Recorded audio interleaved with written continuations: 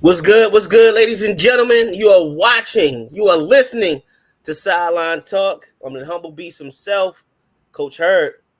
What it is, y'all? Allen seeing the place to be. I see you, Al, repping that Raven. I see you, Shorty. Don't mind the beard, yeah, man. We ain't get tuned up, a little freshened up a little bit, but we'll fix that. How y'all feeling? I'm good. I'm good. Feeling good, feeling great, man. Got a good show lined up for everybody. Obviously, we're going to be talking about the NBA Finals. We're going to get into, you know how it goes, some NFL offseason. It's definitely going to be discussed. Our shop at the stop it segment as well. But before we get to that, we got a special guest in the building. Man, it's a name that y'all gonna have to get real familiar with real soon. If you a lot of folks around the country already know about this gentleman. I'm just gonna introduce it this way. He's a Dell State alumni, HBCU at its finest, third most all-purpose yards leader in school history, second all-time kick return yards leader, 2017 all-conference kick returner. In his first season in the FCF Football League, he is the league's leading rusher. Everybody show some love and welcome Brycen Alleyne. Appreciate y'all for having me. We appreciate you, man, for accepting the invitation, man, for sure. Definitely appreciate it. Yeah. Hey, man, just to jump right into it, after the games, like, do you have to apologize to the defenders? Nah, not at all. I mean, the way the league is set up, like, I see them guys every day. You know what I mean? Some way, somehow, whether being in the hotel or at practice. So it's just kind of be like, I mean, y'all had it coming. It wasn't my fault. Y'all got picked to play. I mean, you be leaving people's ankles just on the field, like, yo, this is crazy. Yeah, I got to make the first person miss. That's my motto. That's my go-to every time. Like, you know what I mean? Especially with my size and everything, I got to find a way to make that first person miss. So that just really be my go-to. For sure, man. So what we do here, Sideline Talk, we scout. Mm-hmm. And my scouting report, I watch the FCF pretty much every week. So my scouting report for you stated shifty, great balance, great vision. You think that's fairly accurate, or? Yeah, most definitely. I mean, the one thing that I guess we weren't really super duper able to show was my ability to catch the ball out of the backfield, just because we had that many running plays or had that many passing plays like that. But I did get a couple in, as once the season started going towards the end and everything. But I mean, those are valid. I think those are valid points on your with your recruit thing for me. All right, that's my bad. I call Indy Blast every time I can. That's every time Indy Blast. Oh, so you the one keep calling Indy Blast? Man, all them run plays we got, and friggin' the only pass plays we had, I wasn't in the game. We wasn't in that personnel for me to be in, so we didn't get those added in there until like week 5 or 6. So that was crazy. Hey man, you had every right to go up in the booth and say, "Hey, look, call more run plays." Yeah, like I like listen. I can't go for that, man. Like y'all gotta keep calling the run plays, keep getting me hot, all of that. So that was what I needed. Facts. I mean, it was worth it. The fans was thinking the same thing. Yeah. But for the people who don't really hasn't really followed the FCF, just tell us a little bit about your story, your journey so far. Shoot. I feel like my story, everybody has a story. I feel like mine is just, unique because it's like, I mean, I guess you could say it's kind of like your little typical underdog story. You know what I'm saying? Didn't play in high school until my sophomore year because, the person who was ahead of me went through injuries and stuff. So didn't really start until like the end of my sophomore year, kind of just kept raising the bar. And, finally told myself going into my junior year, like I'm going to be a problem. You're going to have to keep me on the field. And, that's what it was. And, all conference, played in the All-Star game in Delaware for my senior year. I had no offers, no Division I offers coming out of high school. I had an offer from Gannett University that's up in PA, Division II school. They pulled my offer 2 days before signing day because I took too long. But once I got that call, I was already on my way to Delaware State. Delaware State had just hired a new head coach, Kenny Carter, and I was on my way to go visit then. And then, got down there and, got my offer right then and there. So, that just kind of worked hand in hand. And then, went through that route at Del State, then win a whole bunch of games, but just tried to be a factor in every game that I had played in. And I ended up starting after the first game of the season, starting on kick return. And then fifth game of the season, starting back at running back because they brought me in as a receiver. So then, years progress, and I'm still kind of just showing out, just continue to be a factor, continue to be somebody that you got to watch on film. When you scouting us, or when you about to play against us, you got a scheme for me. You know what I'm saying? So that's kind of how college went and everything, and then. Did my pro day. Pro day went very well for me. Ran the fastest 40 out of anybody who was there at pro day. We did our pro day at University of Delaware, so we did like a little joint pro day. Yeah. So, did my thing there. And this is 2019, right? Yeah, it's in 2019. So, they had Nasir Adderley come out that year, right. Who played for the Chargers. So, they had a lot of – so, it was a good year for me to come out and to do my stuff up there. And then, we – went up there, did that. I ended up being, I want to say like the fastest. I want to say I ended up being like this first or second fastest 40 out of anybody who went to the combine, and out of any running backs that went to the combine, or out of any FCS running backs, or you know what I mean, in 1AA. So that story was just kind of weird, just for the simple fact that we weren't really being looked at. The scouts were told not to look at anybody who wasn't a University of Delaware player. What? Yeah, and they listened. That's just kind of what it was. I mean, they was trying to get, and I'm cool with all of those dudes. I'm from Delaware. Yeah. That's right up the street from my house. I got friends that play for them, so I know a lot of those dudes for real. So they had Nasir Adderley coming out that year. They got to hype him up and hype everybody else up too as well. So they just wanted to push for their guys, and they're not going to push for nobody else who ain't their people. So it was probably like me. It was me, 3 other players from my school, and then maybe like 3 or 4 other players that was just in the area or something like that. So that's kind of how that went. Was supposed to go to the CFL after I graduated, but CFL went to a holdout in 2019, so they couldn't bring any rookies to Canada. It was just kind of like going through workouts. Sending film out, trying to get context. And then that's kind of how that went in 2019. Then I ended up signing to play in Iowa for the Iowa Barnstormers indoor arena team. Went out there, did my thing, and then after that, I ended up getting cut the day before my birthday in March. Oh, so they brought me out there, and then it was just like we just gonna go a different route. So I'm like, damn, like okay.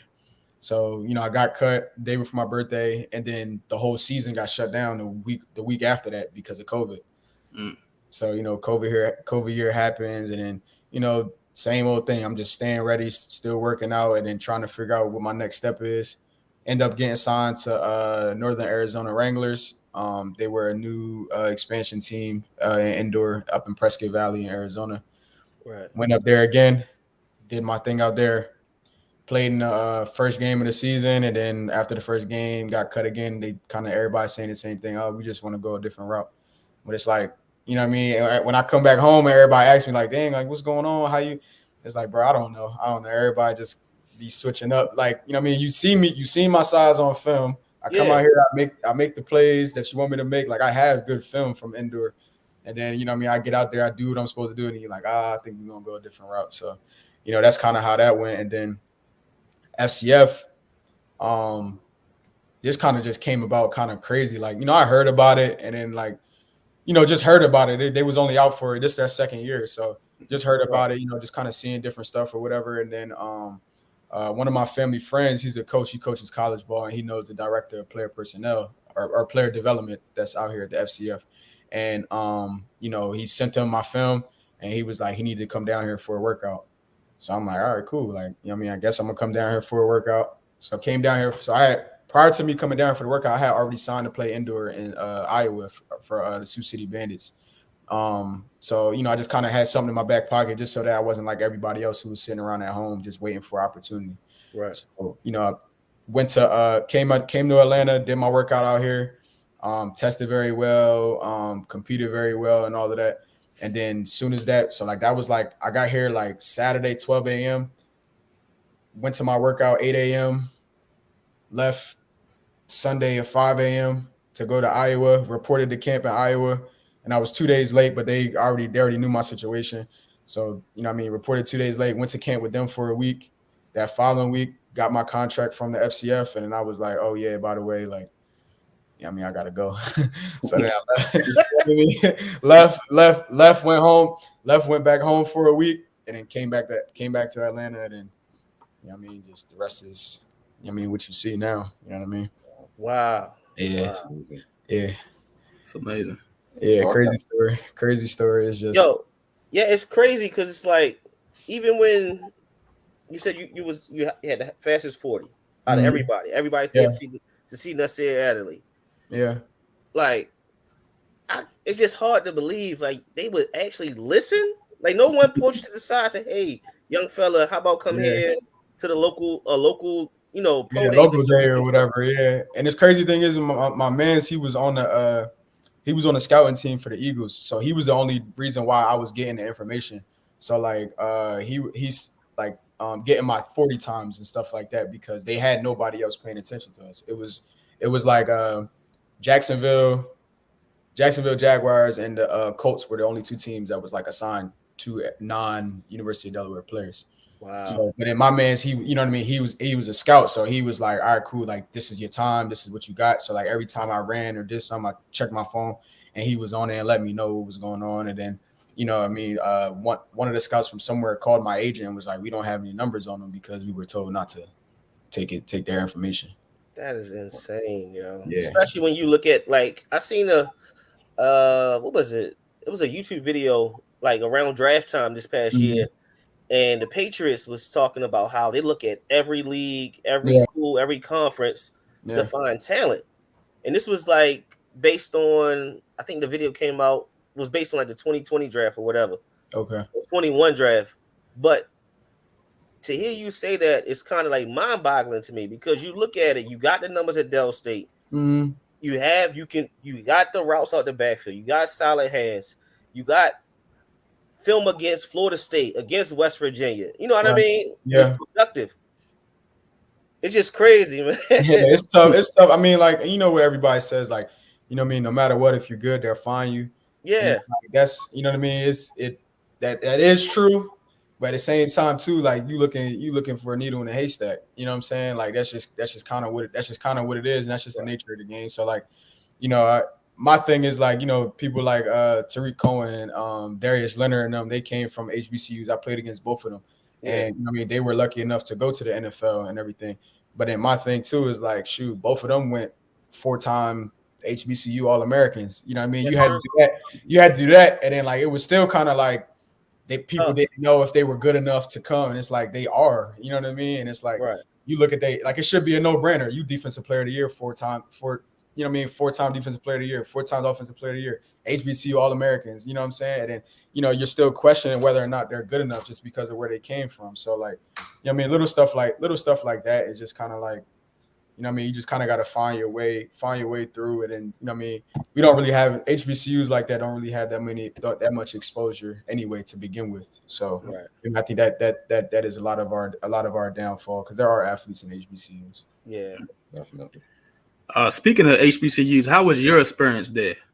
How did you like it or love it? Or I liked it. I liked it at Dell State. I'm originally from Delaware. I'm from Wilmington, so it was like 50-minute hour drive. You know what I mean? But the crazy thing about it though is that there aren't many Delaware people that go to Delaware State. Like you get a lot of like DC, Maryland. Yeah, they recruit DC, Maryland, but like that DMV, you get the whole DMV area. It's heavy down here. Like, half of my recruiting class, so it was 18 of us my freshman year in my recruiting class, and I want to say 10 of them were from Atlanta.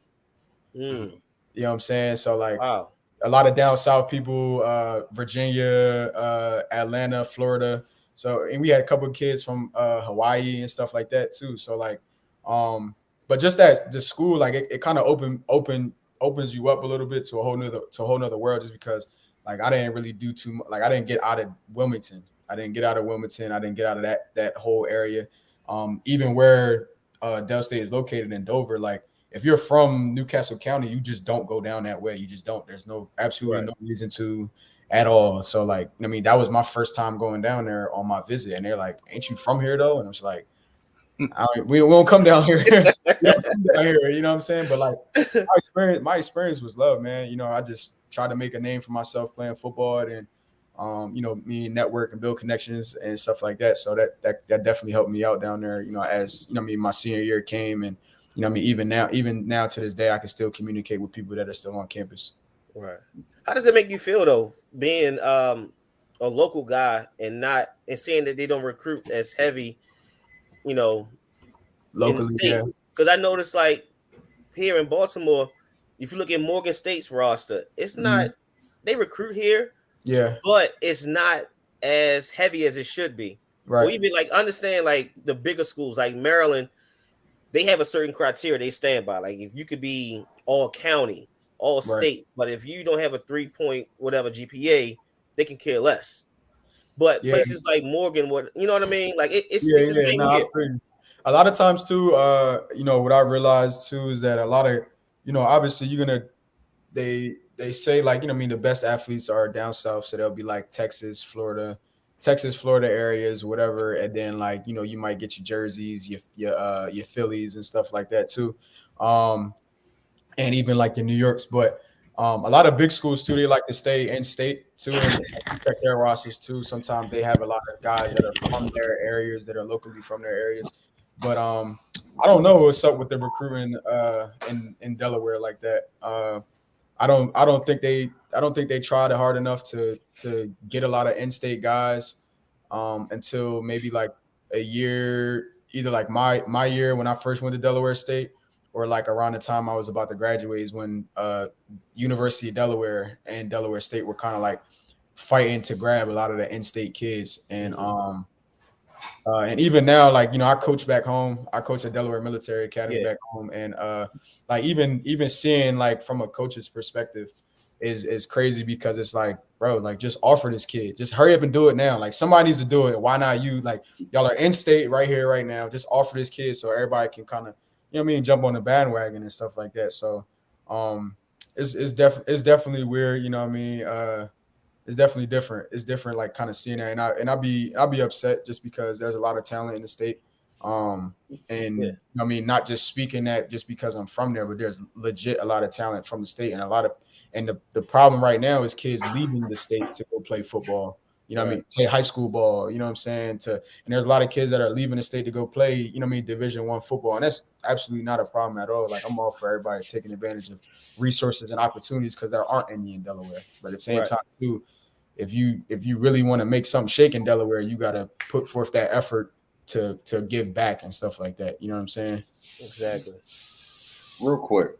Your touchdown celebration. Call that, man. Where did that come from? Where did that originate from?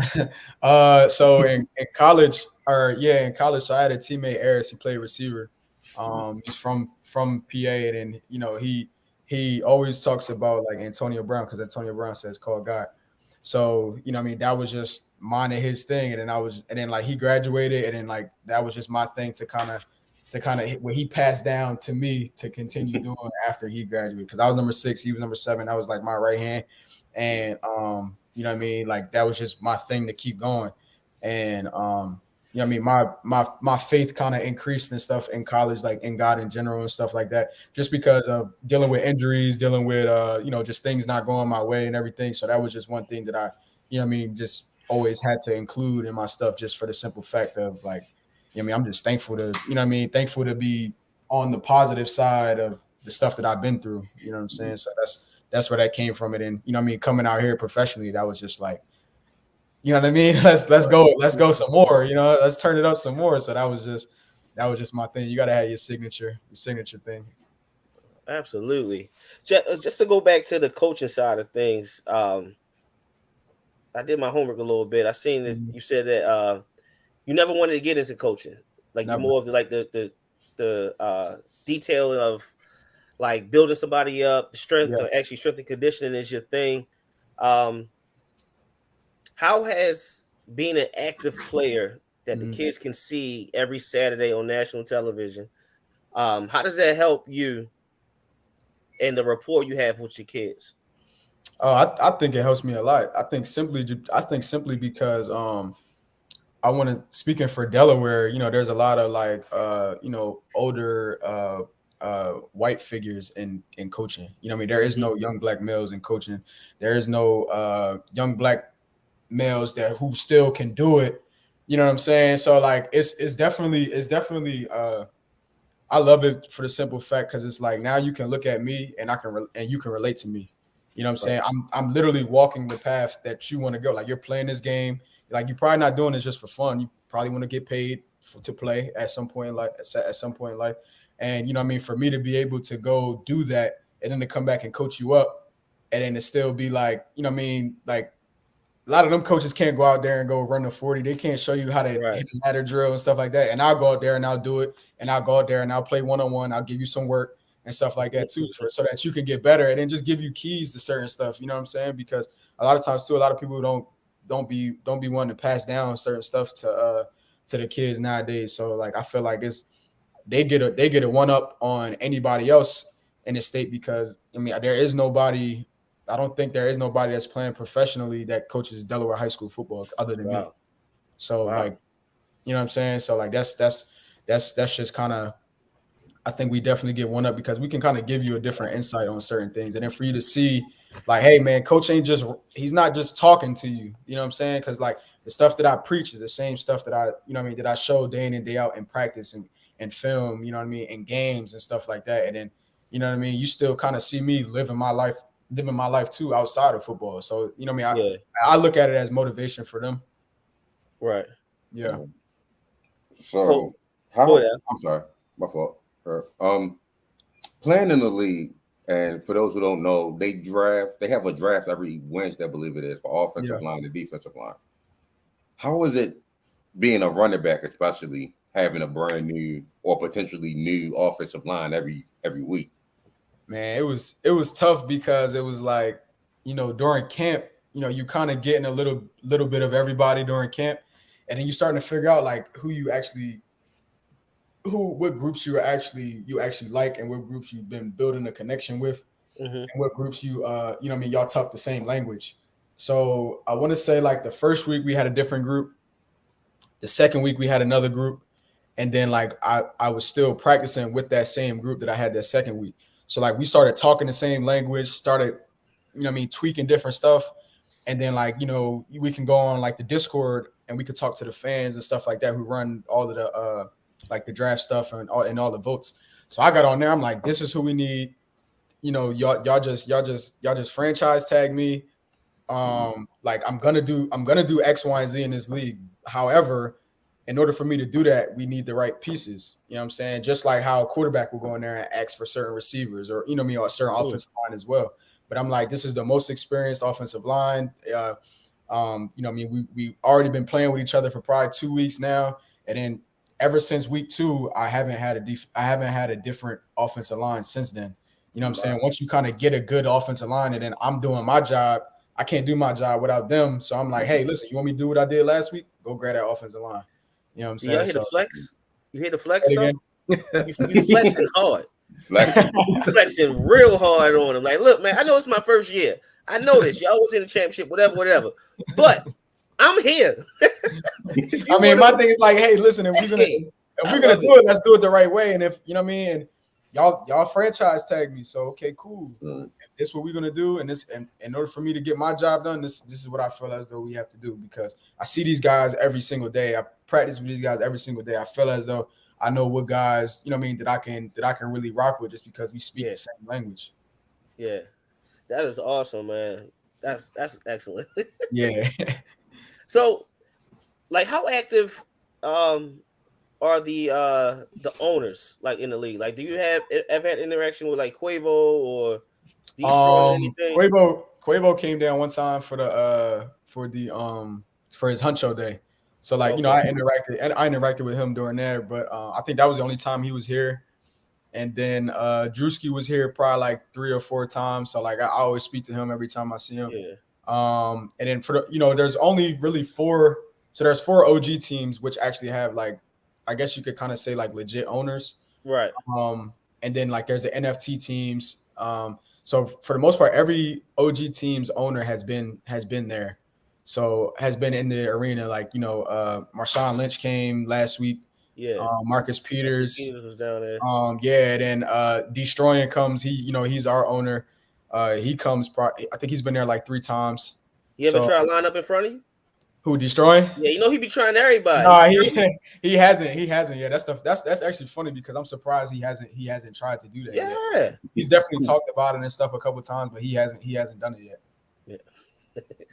I guess he's seen you in 2-point conversions. They line you up 1-on-1. He said, "Never mind." He don't want that work. Yeah, well, I mean, for the most part, a lot of the owners do be in there, like, regardless of what level, because there's owners for the teams that work for the league. You know what I'm saying? So like, you can be, a bottom tier owner or whatever, but you're still an owner. So you still gonna get treated like an owner. You know what I'm saying? Certain stuff like that. So you just kind of got to know who you're talking to, and just network and stuff like that too. But a lot of them do be down there. For sure, man. For those who just tuning in, we are live with Brycen Alleyne, as the FCF franchise would say, Alleyne Cuisine. Yeah. Hey, before we get you out of here, I know we got a couple more questions. Just tell us. I see the Winner Circle hoodie, man. Tell us about Winner Circle. So Winner Circle is a brand that me and 2 of my friends that I graduated college from came up with. What Winner Circle stands for basically is, don't let somebody else dictate what your wins or what your losses are. Like, anybody can be a part of a Winner Circle. You ain't got to be, we say members only, but it's up to you to decide whether or not you're a member or not. And the reason why we did that was because 2019, right, we all graduated. We all snapped in our pro day, but like I said, our pro day kind of didn't go our way. We had different people, different leagues writing articles about us and all types of stuff. And, everybody thinking we're going to get picked up, we're going to get drafted, we're going to do something. And then, like, it kind of goes dark and nothing happens. You know what I'm saying? So like, people may look at that as a loss just because that's what we express, right? But then there are other ways that you win. You know what I'm saying? Like, we didn't go the route that we wanted. However, right, I done came out my first year after college and got a coaching job. You know what I'm saying? Right. I got a job right away. I'm not sitting around at home just like, BSing, waiting on something. I'm still training. You know what I mean? I'm training kids at running back. As soon as I graduate, I get opportunities to go intern. I was supposed to go intern in Central Michigan with my old strength coach, but I didn't go out there because I told him, I'm gonna continue my professional career and stuff like that. So I had, we all had opportunities coming out. They both got coaching jobs at a brand new high school in Delaware. Both got teaching jobs at the brand new high school in Delaware. So it's like, you dictate what your wins are. So that's really what the brand stands for. And at first it was just us. Like, we felt like it was just our circle. That's just us 3, and that's what it was gonna be. And then after a little while, people started seeing it. And, we were talking about it a little bit more. Somebody was just like, damn, can I get a shirt? We done made shirts just for us. And it was like, can I get a shirt? And we was like, damn, I guess we got to start making shirts or something like that. You know what I'm saying? Yeah. Just to kind of get the word out there. So that's really what it stands for and stuff. You know what I mean? You don't let anybody dictate what your wins and losses is. You know what I mean? No matter how far, no matter, what route you got to take, no matter if it was your original route, as long as you find a way to get some form of win, it only takes one to kind of overdo like any type of loss that you may feel as though you may take or that somebody deems as a loss. Facts. Yeah. Facts. How can we support? How we get merchandise? So what I can do is I can send you guys. So what we did being out here in fan control football, we got a chance to lock in with the commissioner, his brand. So his brand is called Athlete. So the Athlete brand, what they do is they help basically find NIL deals for the athletes, whether or not you're in college or whether or not you play professional.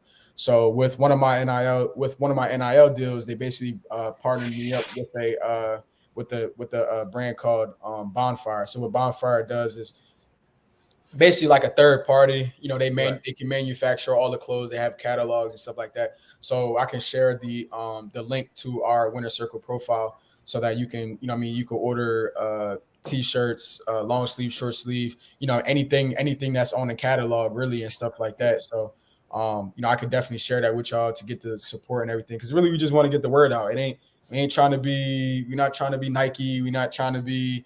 We just wanted people to kind of just. It's like a lifestyle brand at the end of the day. Yeah. It's all mental. You know what I'm saying? Definitely. Yeah. Send that. They'll get that from me. Support the Yeah. movement. For sure. I need sure. y'all to download the Fan Control Football app if you haven't. Man, go in there and go make sure you vote me for I was office. just about to say that. The only running back, Yeah. 3 man. quarterbacks, 1 wide receiver, and your own Brycen Alleyne, the only running back in the running for Offensive Player of the Year. Yeah. Definitely. So definitely go ahead and do that. Need that for sure. Yeah, For I mean, sure, I think we're the only team that we done went through about 5 quarterbacks, man. So right.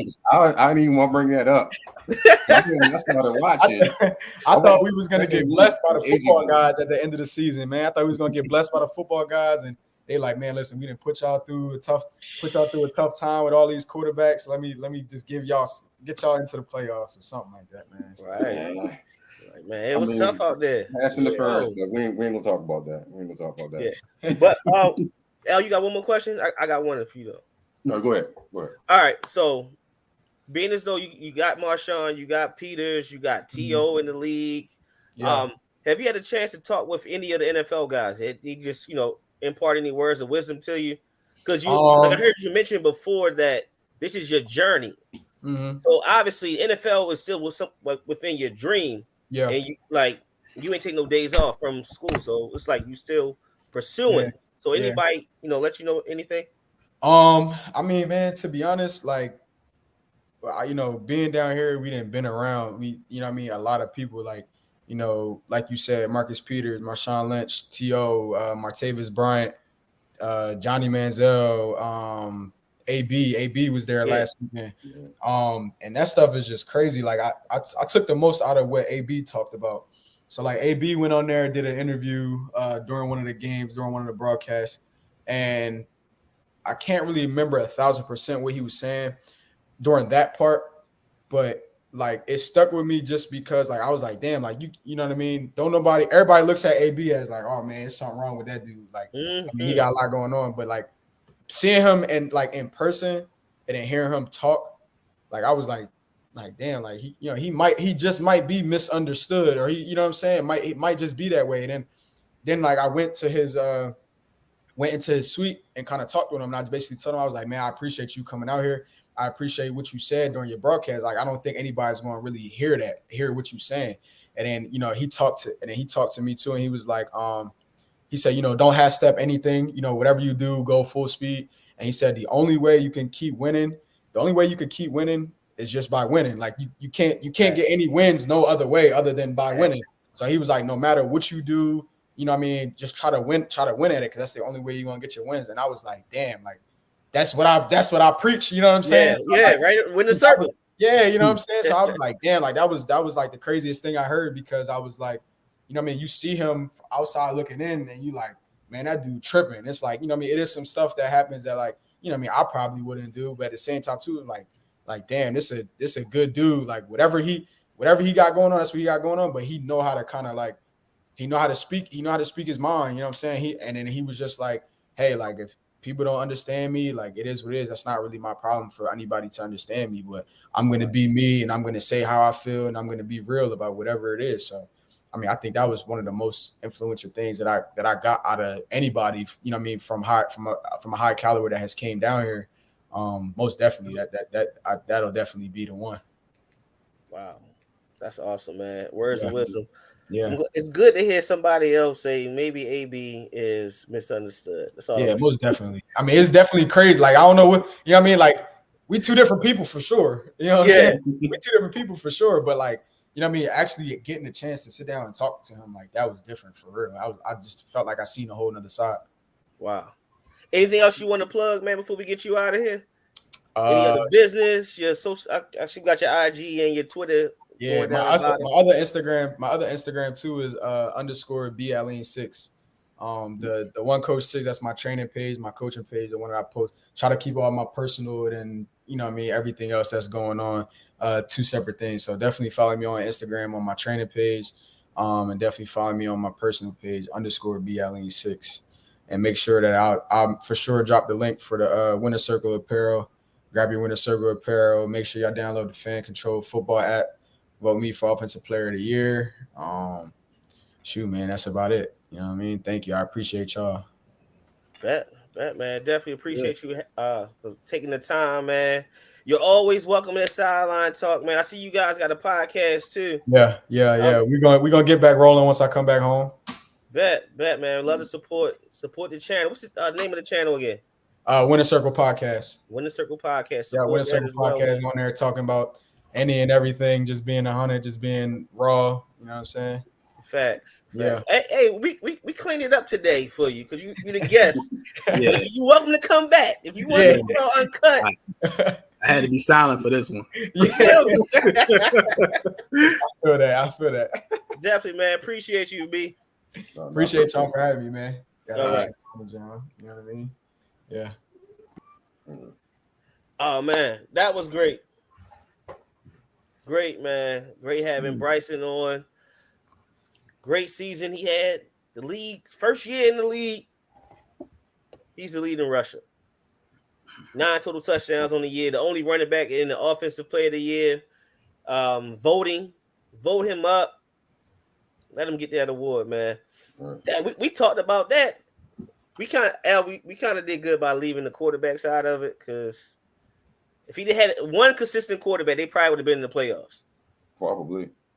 It's a good chance. Like I said, I came in, they was already on that second quarterback. That was week 2. Like, dang. but like the Zappos with Manziel in them. Zappos, they got 2 quarterbacks. They got him and Kelly Bryant. Yeah, I about to say Manziel. Actually, they had 3, I think. Because Manziel was missing a couple of games, and Kelly was in there.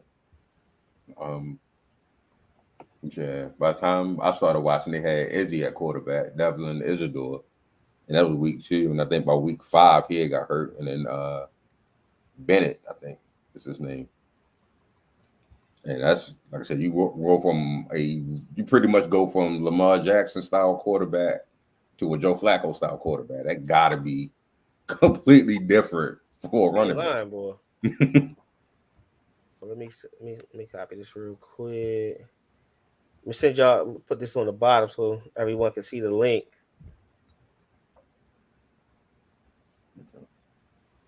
Right there. That's the link right there. If you want to cop any Winner Circle merchandise, Brycen Alleyne, you want to support, there's the link right there. Bonfire.com/Winners Circle. We gotta get him back. Tell him what's up with the fat niggas. They all the fat niggas shit sold out. I'm trying to cop one. Come on, man. What's up with the linemen? You gotta bring back the linemen size. Yeah. You gotta get them sizes back up. I was trying to support, get some. Yeah, once they get back up and running, I'll support. But the fat niggas gotta get some love too, Craig. Facts. Hey man, look, let's get right into it. NBA Finals. Yo. Listen. All I'm gonna let y'all go first because I'm excited.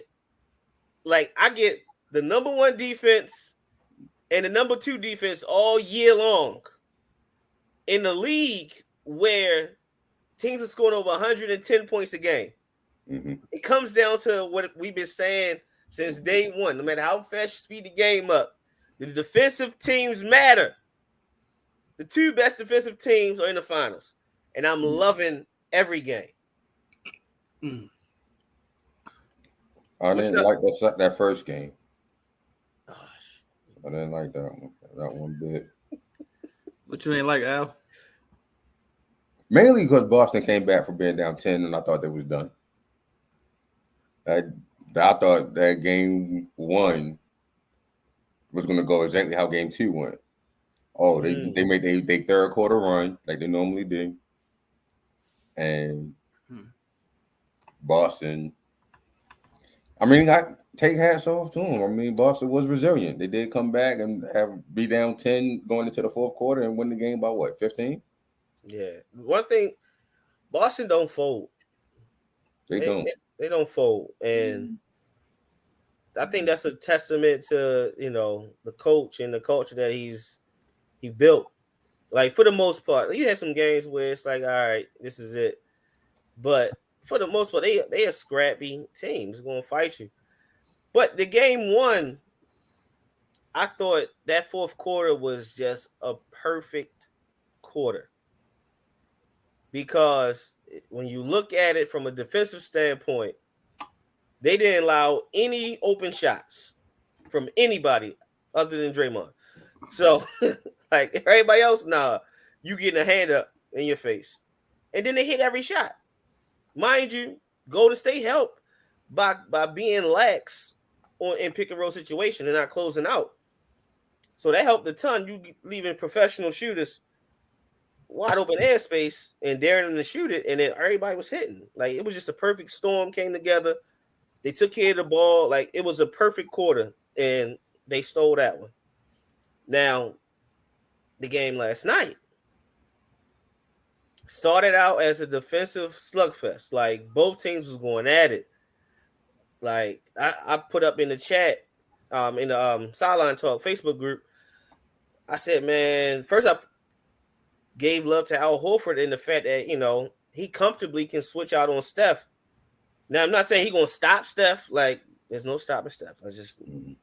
But for a coach to have a player of his size and play the position he play, to say, you know what, I don't mind him switching out on Steph. I'm not panicking where I got to put him on the bench.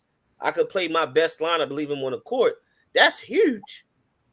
That's like paramount. Every coach want to play like that, especially in this matchup. So that was great. And then Golden State, they matched the intensity. They followed Draymond's lead. It was one stretch in the second half where this might sound crazy, but even with the defensive player of the year on the court, Steph Curry looked like the best defender. And one stretch of the game last night, I'm like, yo, Steph is locking everything up. It was crazy. I'm like, this is insane. Say it again. I don't know if y'all got the Bleacher Report notification that I got, like maybe last week. Somebody called Steph a two-way player. Yeah. Look. Is Steph reaction? Right. Like, hey, look, Steph. Hey, I get it. Like Hoopers know. Like, he ain't no liability on the defensive end, especially not now in his career. Like, no, he gonna put the work in.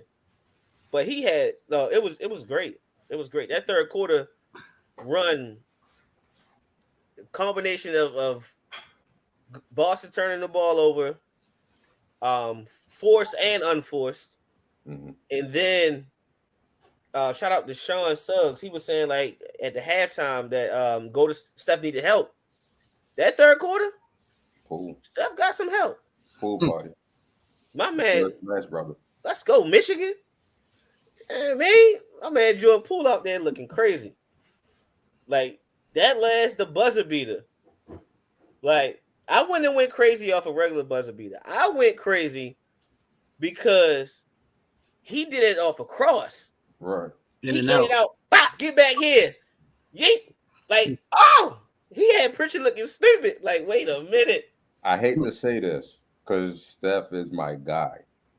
I'm a Giannis and Steph fan. So I hate to say this. But if I'm watching the game and I ain't got my glasses on, sometimes I can't tell if it's Poole or Steph. Hey, look.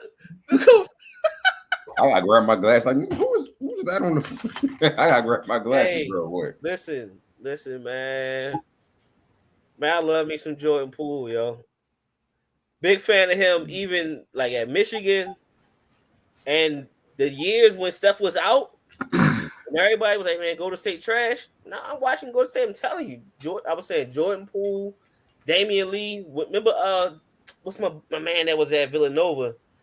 When he was at Golden State, he was a problem. Then he went to Utah. Oh my gosh, I can't think of his name right now. Dark-skinned kid. But anyway, like it just shows you, like those years when they was injured, they developed the talent well. And like, here we go. We right back in it. Villanova, I remember is Chris Allen. Huh? So one person from Villanova I remember is Chris Allen. I think that's his name. Of course you're gonna remember that one. He want to have his petty to come in real high. That's the only one I remember, that mother. Yo, him, Al and Kenny Smith both cried that night. Boy. I was like, yo, that a buzzer beater to win the championship. Just step right into it at 3. You're like, God damn. Like it was like even Villanova fans were stunned. They was like, yeah, but yo, I lost my mind in here. You know, Jay Wright, my right man. I'm like, yo, not a step into 3. He walked like nobody cared. Well, right. Ain't gonna make it this. was like one of them OG ones. Like, I got you. All right, right? Go home. Exactly. All right, youngster, I told you. Got my hip. Hey man, but how y'all see this finals playing out? We even 1-1. I'm gonna go at it this way. If Herb keep showing love to Al Horford, they're gonna get swept for the rest of the year. Because it seemed like in last series, Al Horford went bonkers. I told y'all niggas. He called it in the on the show before the game. And he went crazy, and then that nigga went bye sleep after that. And they still won that series versus Miami Heat. Same thing. As soon as the post came out, that nigga went cold. Like, I ain't even watch all the game, and I was like, "Well, damn, what happened to Al Horford? Like, what's going on?" So point blank period. Like, if the Celtics want to win, Herb just got to stop loving up on them until after the series and shit. I'm gonna hit him up. From the Warriors standpoint, I would just feel comfortable because, yo, the two biggest stars from the Celtics is averaging damn near 5 to 10 turnovers a game, and this ain't the Heat. They gonna score on transition. They ain't gonna just stop and hope on Jimmy Butler to just pray for a shot. This shit gonna go down eventually for either Klay Thompson, Jordan Poole. We know what Curry gonna do. Draymond gonna get an easy layup. It's just a transition team that's like you can't just keep turning the ball over with. And to go back to Al Horford, I just believe I'm weighing that the Celtics are going to win the series because I have this belief that niggas that don't deserve the ring want to win a championship. I'm my god! I've been saying this shit since the LeBron era and shit. Like, LeBron got a lot of niggas rings that didn't deserve rings. Who don't deserve a ring on the Celtics? Really? The Celtics. Yeah. Like, who don't? The Al Horford ass don't deserve no ring. How? He don't deserve no ring. All Al Horford has done since we heard of him at Florida has been consistent, productive, and a really good player. He's a lone survivor. That's just you being a basketball fan. This is from the outside looking at it. I have a theory about this, and I'm right. And for the Warriors to win, they need to stop. He was in Sierra video. Niggas don't even remember that. I don't. I'm thinking like, what video? Right. I was like, I remember Melo. I remember one of the Giants niggas was in one of the videos. Sierra video? Huh? Melo was in the Sierra video? Yeah, he was a cheating nigga in one of his first albums. He was cheating, so he was foreshadowing what shit he was going to do later. But like, yeah, niggas don't remember no fucking Al Horford and shit in no goddamn Sierra video. Oh, that's funny. For the Warriors to like really like stop playing with people is like their role players need to stop playing how Herb used to play me back in the day when we was in high school. Like, I'm just a role player. I'm just here to get rebounds, get a couple layups in there. And Herb be like, yo, stop playing. I'm a dog this nigga and give me 30. And that's with a cast on both part of his limbs and shit. Like, that's what the Warriors need to do.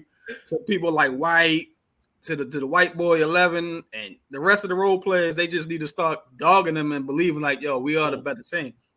No matter what Jason Tatum and Jaylen Brown doing, like, I give Brown a little bit more credit than what I have been in the previous years because I'm still kind of not a believer. I mean, I think he's a good player, but that's just me personally because what I've seen over the past 4 to 5 years. So I just think it's an up and down series compared to who wants it more, who gonna have the better coaching change after the first half. Well, I think, one, I'm not asking Al Horford to drop like 25 a night. Like that ain't hell no, not from Al at 36. Al wasn't even doing that consistently in Atlanta. Right. I think he made the also game at like 19 and 15. You feel me? It was somewhere around there. But as long as he's being himself and for that scheme what he wanted to do, they'll be fine. I honestly think this season alone, Boston has the better roster, and from top to bottom, I think he got the better core roster. Yeah, then he got a better roster as far as like their rotation, and they seem the more together. However, I picked Golden State to win it because they got the experience and overall the better player, being Steph. So I still think it goes 7 games. You know, like I said, I'm a technically a new Laker fan. What, when Kobe retired 5 years ago, like 5 years removed, I'm a 5-year Laker fan. So I can't technically root for Boston. But yeah, just being unbiased, I think Golden State should do it in 7.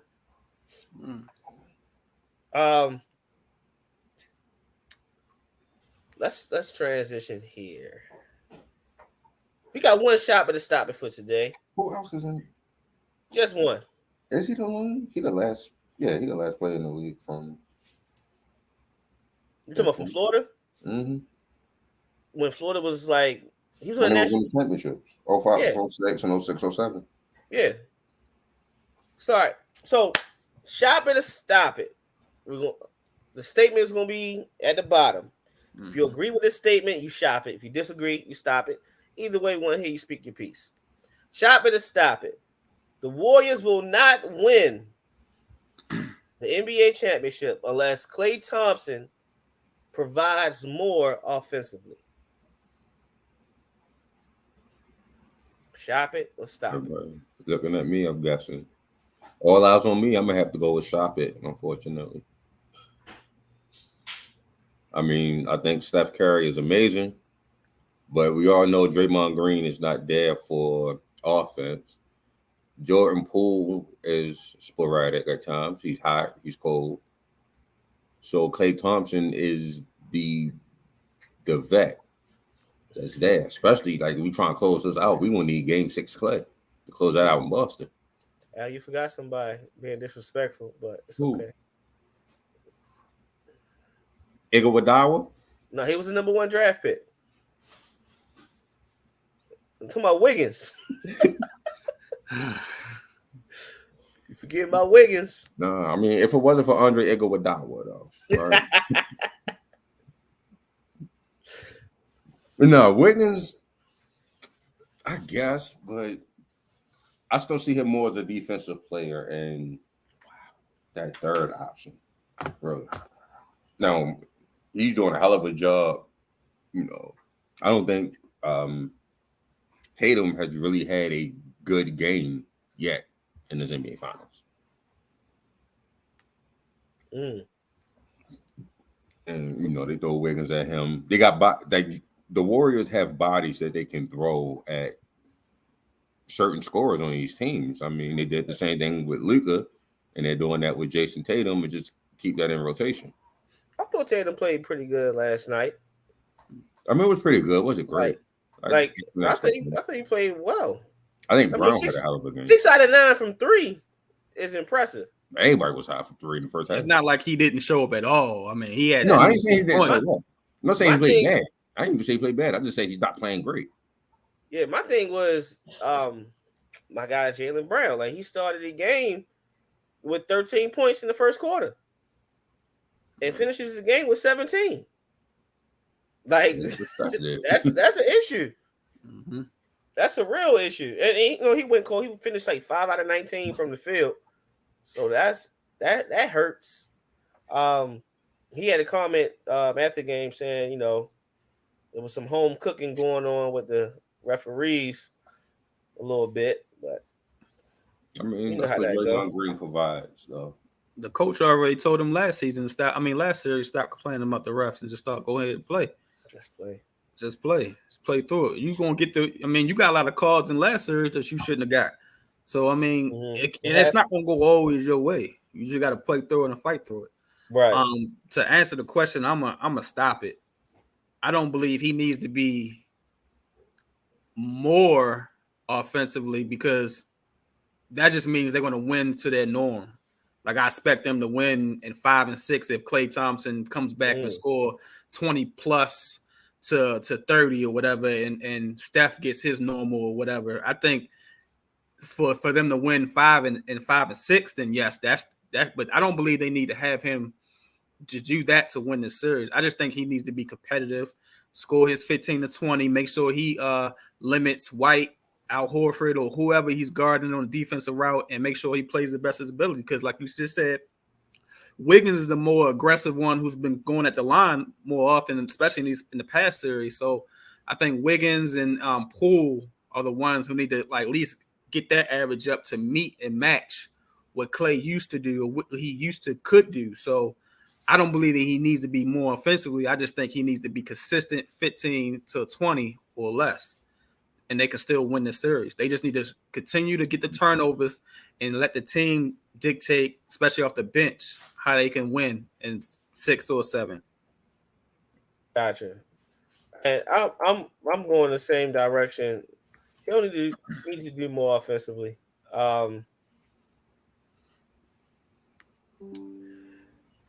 He already does, like what he's doing is enough, like as a whole, because when you look at the whole picture, this is his first year playing, a lot of games again. Mm-hmm. Like he's starting to hit that. What is this? 18 games in the playoffs so far, and he played 31 regular season games. So that's 49 games. Mm-hmm. So he's starting to get around that 50 game mark where, the body is starting to adjust, and he coming off, significant injury. But you still asking him to guard Tatum, to guard Brown, to be that defensive player, to switch, to, not give airspace. And then on the opposite end, you still want him to hit shots when need be. Run off your screens, catch, shoot. And if it's not falling, it's not falling. Just keep shooting it. He's getting good looks. Boston, y'all give Boston credit. They're doing a good job of not limiting how much airspace he get to shoot the ball. Mm-hmm. Eventually, it's going to fall. But it's not like Steph had 2 out-of-this-world games where he carried the whole team. Right. Steph only had, 28 points? 30 points? 29.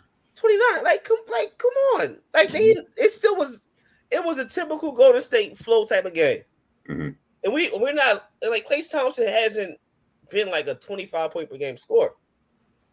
Right. Like, he had 22 was the highest in his career. Like, 22, 21, that's where he at. Mm-hmm. So, like, he's fine. Keep playing what you're doing. The ball's going to drop.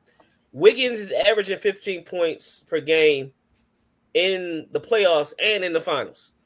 So he's right where he's been all playoffs. Right. So it's like you get that. Klay continue to do what he do. The key to them winning this series, and has been every series since they've been who we believe they to be as the Warriors, is Draymond Green. That's it. Like, I don't know if y'all need any more proof than last night. Like, Draymond might not. He's not going to score 15 in a night because they don't ask him to. Mm-hmm. They ask him to run the show, be the dirty guy.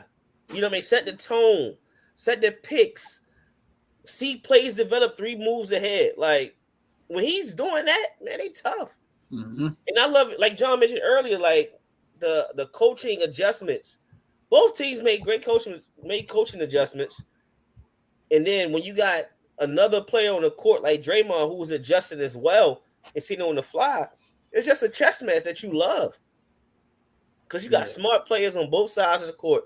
Whether it's Draymond, whether it's Marcus Smart, you got talented like all-world players and scorers like Steph and Tatum and Brown and Clay. Like it's just a perfect series for me. Like I'm enjoying every second of it. I know that the Celtics have to play better than what they showed in Miami. Like they won the series in 7, but they can't do what they did in Miami and expect to win this series. Nah. It was a game where they, like, of course, they blew out the Heat, but it was 90-something to 80. It was like, bro, that y'all barely scratched the surface.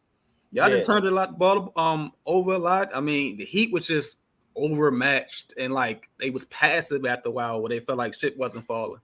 Right. And Lowry just wasn't what he needed to be. African Yo act like he ain't never had a good season in the league. So it was. What was African Yo? Bam. Oh. No. I wasn't even talking about him. But he about Oladipo. Yeah, I'm talking about that first. But you got to remember, yo, like Victor's still working. He's still working, but when you touch that court, if you can touch that court, you need to go at people, not settle. Well, so, yeah, and I think that's the thing. You know, I think he was trying to play within the role that they had for him, and not being overly aggressive. If you get what I'm saying, but yeah, you see how he figured it out next season. Moving on. Quinn Snyder says the Jazz need a new voice. Wow. Who y'all think steps in for the Jazz? First question. And second question, is now the right time for Donovan Mitchell just to say I'm out of there? Whether it be Donovan or Rudy. Because it seemed like all year long this past season and even the season before, there's been reports of how Rudy and Donovan Mitchell don't really coexist. Mm-hmm. So I don't think either of them move for the simple fact of this is the year that Utah hosts All-Star Weekend. You're not going to get rid of your All-Stars for that draw. Like that's a year that this city, this town is going to make a lot of money. Yeah. So for that aspect, you don't move those guys. Okay. Because one of them, if not both, at least one of them are All-Stars next year. But what if one demands a trade? Like, you know what I mean? Like Donovan could be like, I'm out of there. I don't want to play here. I mean, it's tough. I mean, I've been saying Donovan Mitchell needs to move because I don't think Utah and LeBron kind of headed to it when he was, they was doing the All-Star draft. He was kind of saying it in jest, but you kind of get buried in Utah. I mean, you kind of forget about it. Like they said, nobody uses them in NBA Jam or nothing. You got Stockton and Malone. Niggas damn sure didn't use them. No matter how good Stockton and Malone was, never used them in NBA Jam. Right. Yo! Oh my gosh. That's hilarious. All right. Petty foul. But so if they stay out, which coach do you think can get them over the hump? Because Quinn Snyder's a hell of a coach. Since he's been there, they've been arguably top 4 seed damn near every year? Somewhere around there. Just about him in top 4. Yeah, so he's a great coach. He could get him there, but he just can't get over the hump. Who's out there? So I don't know who he has currently on his staff there. If they want to do a hire within. I mean, I don't know. If it's one of those guys, if they looking at names, I mean, obviously Frank Vogel is available. Mike Brown is not somewhere. I don't know who else is available. I forgot who was going in. I mean, of course you got the usual suspects that's out there. I mean, Mark is out there. The Van Gundys are out there. Sam Cassell is out there. I don't know if he wants that. Right. I mean, just saying. I'm just throwing some names, who are available. I don't think either of those three. I mean, those three may work Yeah. I just kind of think they are better off in the booth, Right? Coaching in this era, this time. I don't know how much buy-in they would get from young players. Really? I really don't. Wow. I think the big thing is communication. Like, you can communicate effectively, you can coach anybody. I think it's just a matter of. When was the last time Jeff coached? I mean, I don't think Jeff will take that job though. Like, looking at it, Jeff probably wanted a perfect situation. All right. And Stan was in New Orleans, Zion's rookie year, if I'm not mistaken. Somewhere around there, yeah, I believe so. And then been on TV since COVID, I think. Just the pandemic. I mean, I guess he could take the sidelines again. And then Mark hasn't been since Stephen Curry didn't have a ring or was called the greatest shooter of all time. Like, that's how long Mark Jackson has been out of the coaching job. When Mark Jackson said that Steph Curry was the greatest shooter of all time, people thought it was a joke. That's how long it's been since he had a coaching job. You ain't lying. And I don't think he'll ever get one. He said something to somebody he shouldn't have said. Yeah, it's deeper than Yeah. Coaching. All right. You see the question now. Will Darvin Ham succeed as Lakers head coach? Why you do this to him? When Jimmy sell a franchise? Huh? I said, when did Genie sell a franchise? Oh, you gotta explain. It don't matter who you put on the court. If that front office ain't right, and we still the Los Angeles Clutch Sports agency, we ain't winning the damn thing. Russell Westbrook still out there running around. See, I went all year letting this Westbrook slander go with all the people. I'm gonna try to. You know what? I'm gonna wait. We got a couple more segments, so I'm gonna try to be nice and not go in on that nonsense. But Russell Westbrook needs to go. I don't know why we brought him in if he said he ain't trying to win a title and we're trying to win titles. I don't see where that marriage comes from. When did he say he's not trying to win titles? LeBron owed us a whore. If we can get rid of them two for some young guns that can actually play, I'm with it. He had the young guns, but like Herb said, he let them niggas go or trade them. We did. Like I said, we became the Los Angeles Clutch Sports agency. So I think,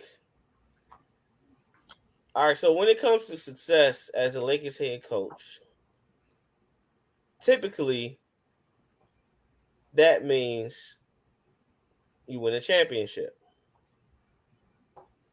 Because amongst Laker fans, nothing else matters unless you win a championship.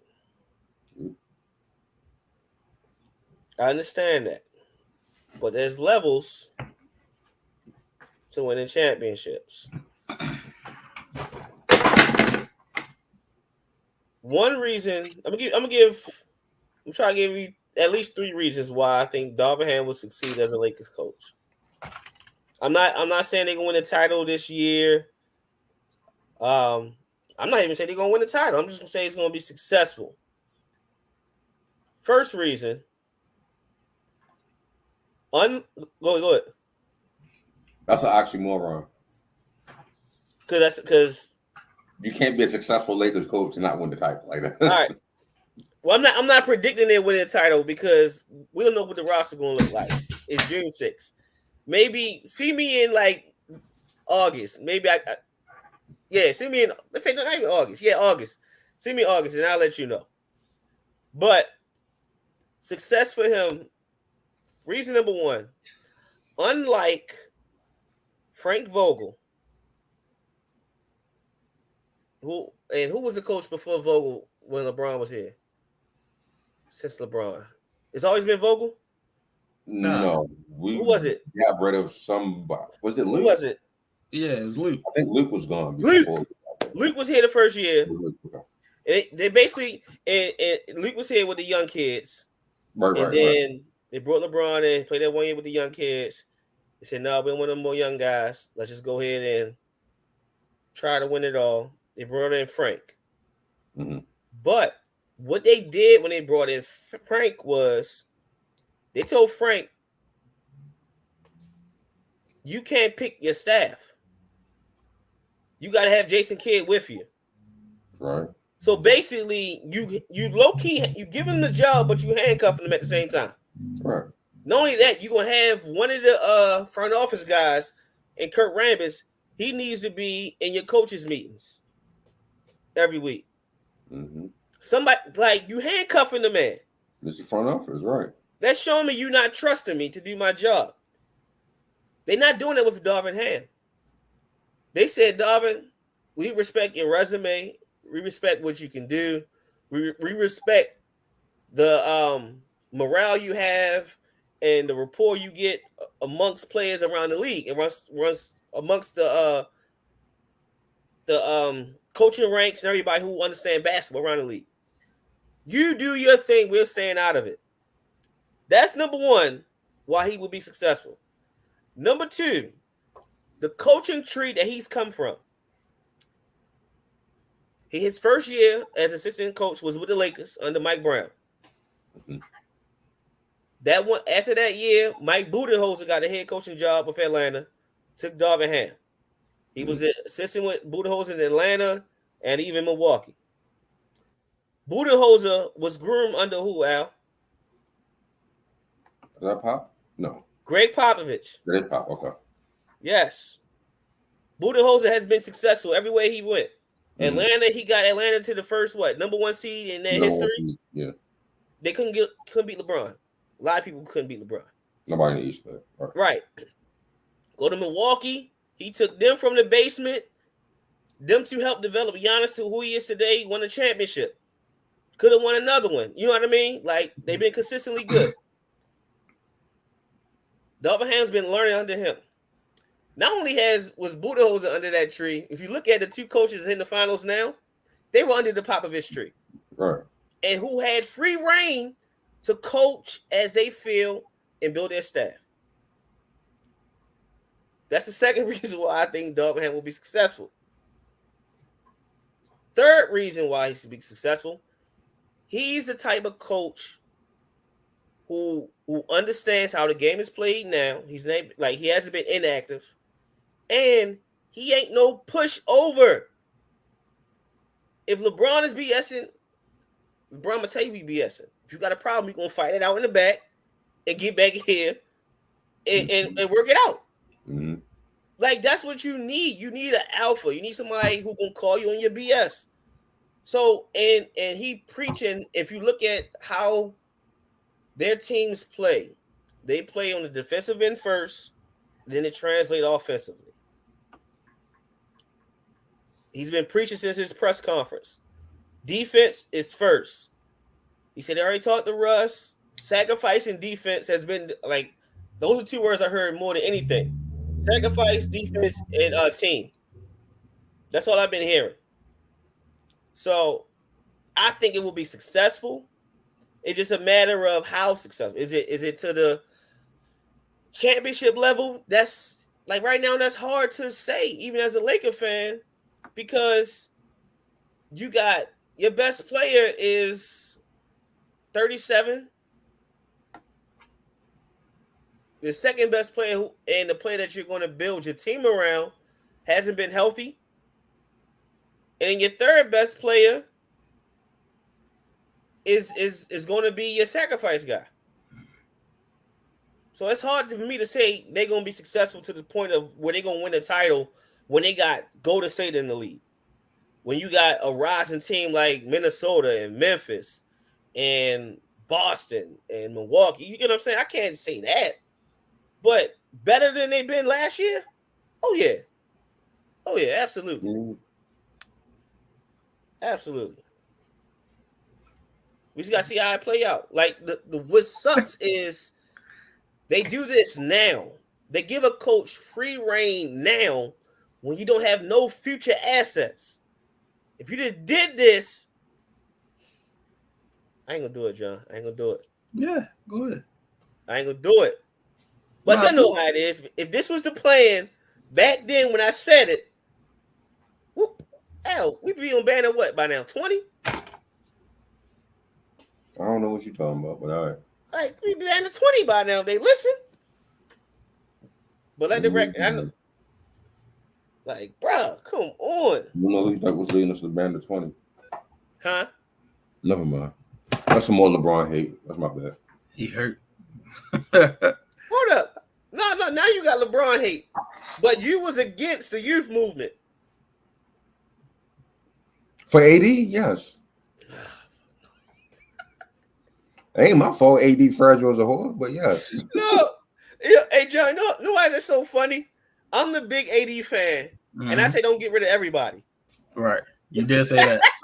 You was like everybody. You said everybody can go except for these three nuts. Right. Everybody could go except for Ingram. Yo. And he was part of that. Right. Yeah. I'm like, man, keep ball. Keep BI. Nah. Joe can go. Like, Joe no. can go. Like, Hart definitely could go. And Kuzma could go. And so does AD. Bruh. They got rid of Clarkson. They got rid of everybody. Y'all niggas dumb. Dumb as hell. I like Clarkson. I was trying to make Clarkson a top player. That was the guy. That was the only person I liked on the team before. But he is one of the top players in the league.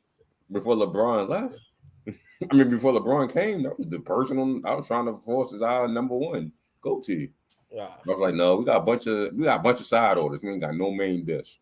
They was just young. You know how I go with young players. They grow, they get better. Mm-hmm. So let's just quick transition before we go back to the NBA. Quick transition right here, John. Who should Javonte Tank Davis fight next? We seen over the weekend Devin Haney put on a boxing exhibition against Kambosos to become an undisputed champ. So they had 135. I think Kambosos is trying to exercise his rematch clause. I don't know why, because he got whooped. Like, you didn't look like you belong in the ring with Shorty. But he trying to exercise the rematch to fight Devin again to get the belts. So I don't think that's going to be in the works where Tank can fight Devin and just take all the belts. But so what you think? With that lingering, and that might be a little liability. I don't see any of those two that he fighting soon. I still don't see the Ryan Garcia shit at all. Even though people want that fight, Garcia dragging his feet. Yeah, Garcia got to deal with Cruz. Huh? Garcia got to fight Cruz next. Nah, that got canceled. Yeah, I got canceled about like 2 weeks ago. So he fighting some black dude or some Dominican dude. Now the same date, but just he fighting somebody different. So maybe he was like, I just feel like he picking his opponents and shit like that, and then talking shit. So maybe Lomachenko, maybe fight Tio, maybe fight somebody that he can feel like they can bring a draw crowd to a pay-per-view fight. Because when you think about it, the two names you mentioned have big followers. Well, especially Lomachenko. Like, Lomachenko got a whole country. Right. But he's still, got a gun in hand. Right. Fighting, in the war. Yeah. Over there. So it's tough for me to say. I mean, before you know it, he's going to have to fight Haney or somebody else. I just think Haney doesn't bring the following that he's looking for money-wise, purse-wise. Like, that's good. That's good for like people who know what sport of boxing is, but like as somebody who don't know boxing and don't know like the ins and outs, like that's not a crowd drawing fight. Like, it's not gonna be tense on your feet to watch that fight. Like, you're just gonna be like, all right, I know what's gonna happen. It's gonna be a minute. He gonna stay outside. He gonna box. Davis gonna try to get inside eventually, fight, see how that goes. There's gonna be a lot of stalemate shit going on. Nobody really want to see that fight and draw. Yeah, it's not gonna bring no money to the table. Yeah. So I can see like the T.O. and if Lomachenko was here and all that, but I really don't know. They just want Randy Garcia to fight because of his quickness and his eventually right hand power or hook or whatever he want, and to see Gervonta Davis knock his ass out or not. Yeah, I don't think Garcia earned that type of fight just Fuck yet. no. He ain't earned Lopez, shit. on the other hand, like I think him and Haney are top ranked guys. Like they still get regular ESPN fights. Yeah. Like that's where you catch them at. Now, Lopez is similar to Isaac Cruz from a standpoint is, he's gonna come forward. He got strong hands. So what Tank and Lopez, that would be like who's the strongest puncher in the division. Right. So I can see how you build that up. Somebody going out with a knockout. That's that type of fight you would think. Shit talking. Based on how strong he is. Yeah, a lot of trash talking. So I could see it. I just feel like you said, the big money fight, especially with him leaving Mayweather and kind of like going on his own now, you would think I need a big money fight as my first one without the Mayweather umbrella. Mm-hmm. If he chooses to stay that way and build his own brand, that's been rumored to plan. So like Lomachenko would be great at 135.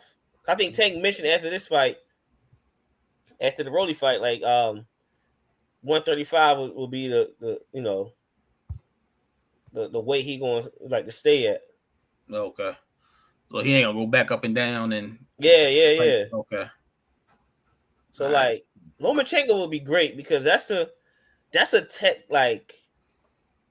technician in the ring and who will punish you to a loss, or he can knock you out. Right. And he got a whole that would be the biggest fight for me. That I would like to see Tank. Right. Tank and Lomo? Yeah. That'll be the biggest draw that you can think of that can be like box office. And not only that, it will give Tank more credit because a lot of people just see Tank as a knockout artist. Nah, Shorty could actually box. He a good technician in the ring now.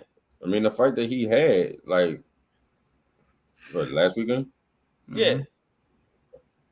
That was him boxing. I mean, he got the knockout, but he was setting this dude up the whole night. Right. And everybody's seen it. Right. He keep leaning, he keep reaching. He keep reaching. You won't get that jaw tested. You keep reaching like that. He reached. Bow. All right. Jesus. Yeah. So hopefully we'll see what will come up down the line with that. That should be exciting.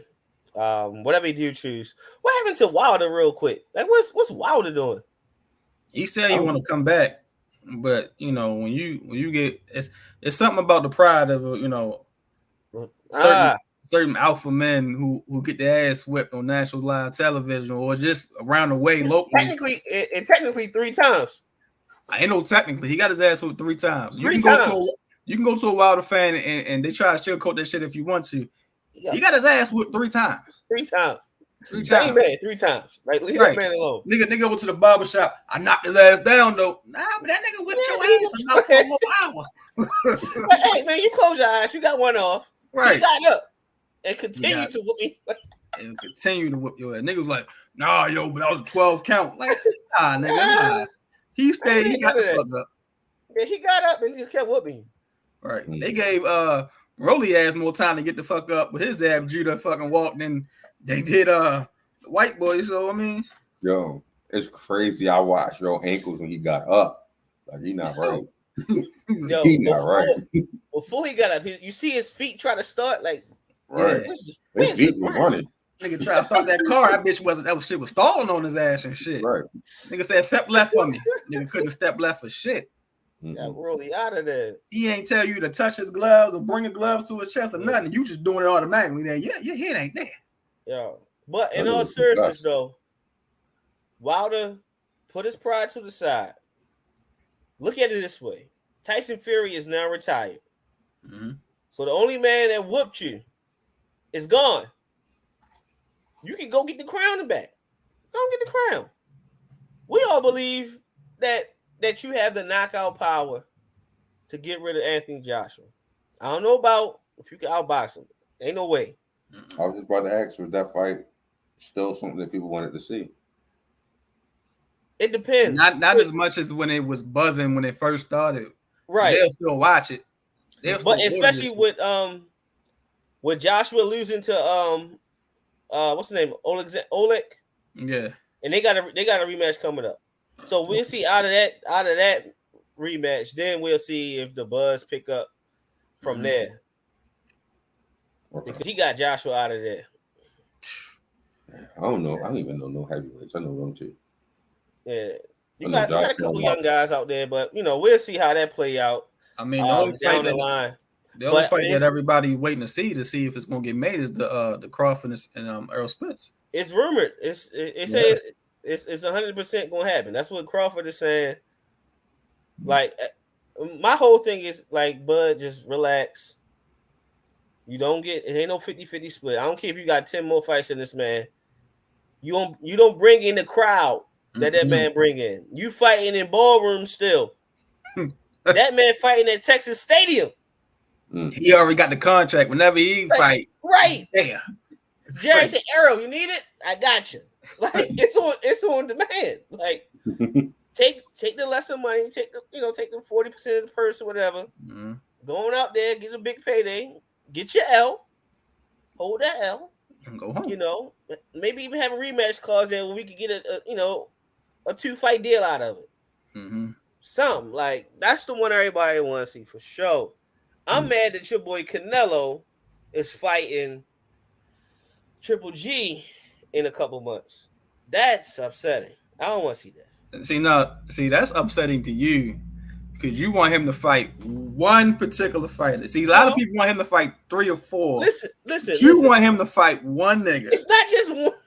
Yes, it is. It's one nigga. You're right.